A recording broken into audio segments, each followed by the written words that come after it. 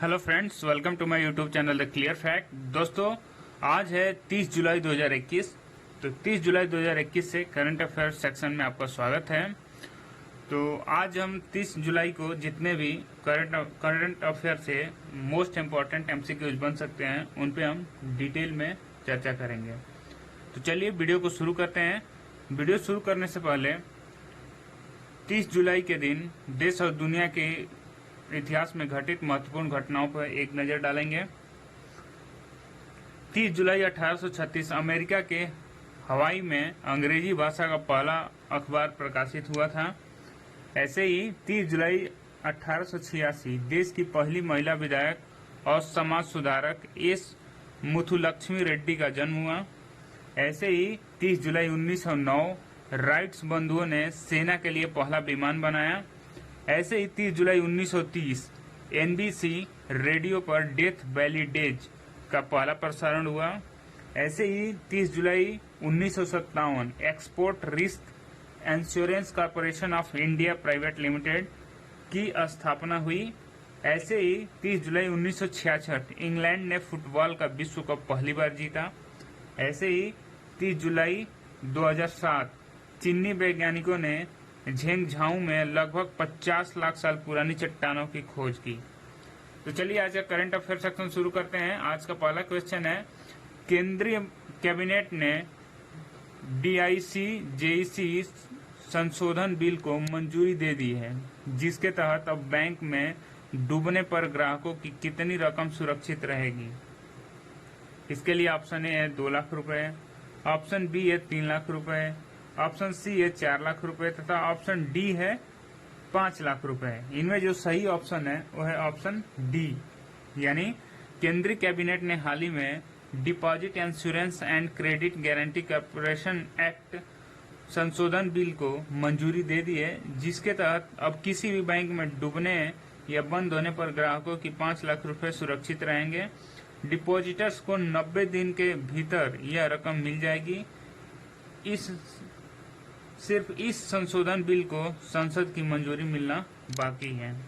चलिए next question देखते हैं। राज्यपाल थावर चंद महलोत ने बसवराज बोईमई को किस राज्य के नए मुख्यमंत्री की शपथ दिलाई है। इसके लिए ऑप्शन ए है उत्तराखंड, ऑप्शन बी है पश्चिम बंगाल, ऑप्शन सी है कर्नाटक तथा ऑप्शन डी है गुजरात। इनमें जो सही ऑप्शन है वो है ऑप्शन सी, यानी कर्नाटक के राज्यपाल थावर चंद गहलोत ने हाल ही में बसवराज बोमई को कर्नाटक के नए मुख्यमंत्री की शपथ दिलाई है। पूर्व मुख्यमंत्री बीएस येदियुरप्पा के इस्तीफे के बाद बोमई के नाम का प्रस्ताव रखा था। वर्ष 1960 को जन्मे बसवराज सोमप्पा बोमई मुख्यमंत्री की कुर्सी संभालने से पहले कर्नाटक के गृह कानून संसदीय मामले में मंत्री भी रह चुके हैं। चलिए नेक्स्ट क्वेश्चन देखते हैं। गुजरात कैडर के आईपीएस अधिकारी राकेश अस्थाना को किस शहर का नया पुलिस कमिश्नर बनाया गया है।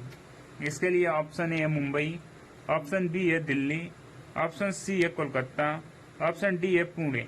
इनमें जो सही ऑप्शन है वो है ऑप्शन बी, यानी गुजरात कैडर के आईपीएस अधिकारी राकेश अस्थाना को बॉर्डर सिक्योरिटी फोर्स के डायरेक्टर जनरल के तौर पर तैनात थे। उन्हें हाल ही में दिल्ली का नया पुलिस कमिश्नर बनाया गया है।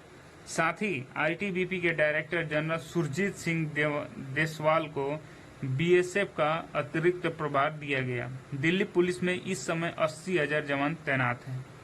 चलिए नेक्स्ट क्वेश्चन देखते हैं। संसद के किस सदन में हाल ही में विपक्ष के विरोध के बीच फैक्टरिंग रेगुलेशन अमेंडमेंट बिल 2021 पारित किया गया है। इसके लिए ऑप्शन ए है राज्यसभा, ऑप्शन बी है लोकसभा, ऑप्शन सी है नीति आयोग, ऑप्शन डी है योजना आयोग।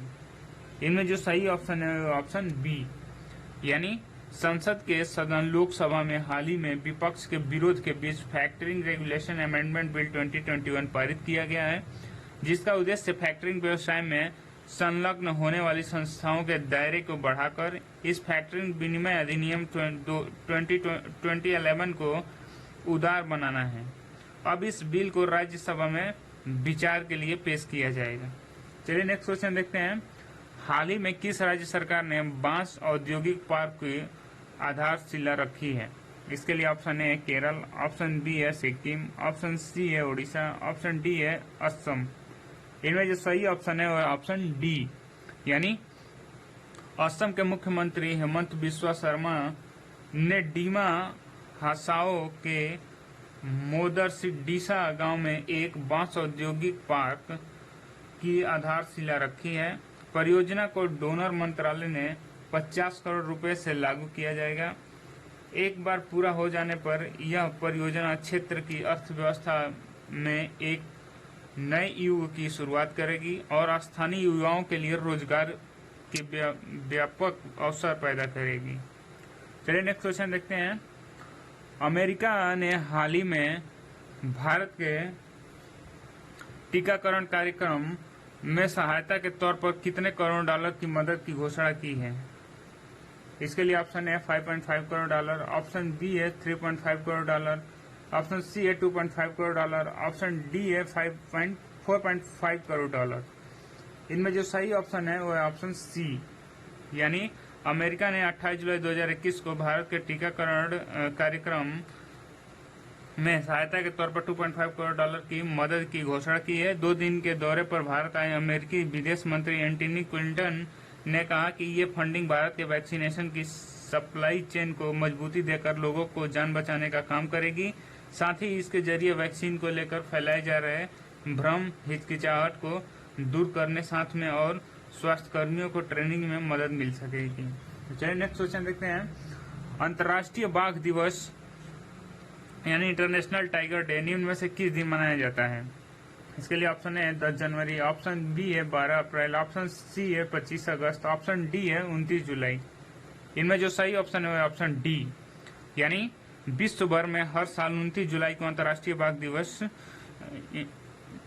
के रूप में मनाया जाता है। यह दिवस जागरूक दिवस के तौर पर भी मनाया जाता है। विश्व में बाघों को लगभग 70% आबादी भारत में रहती है।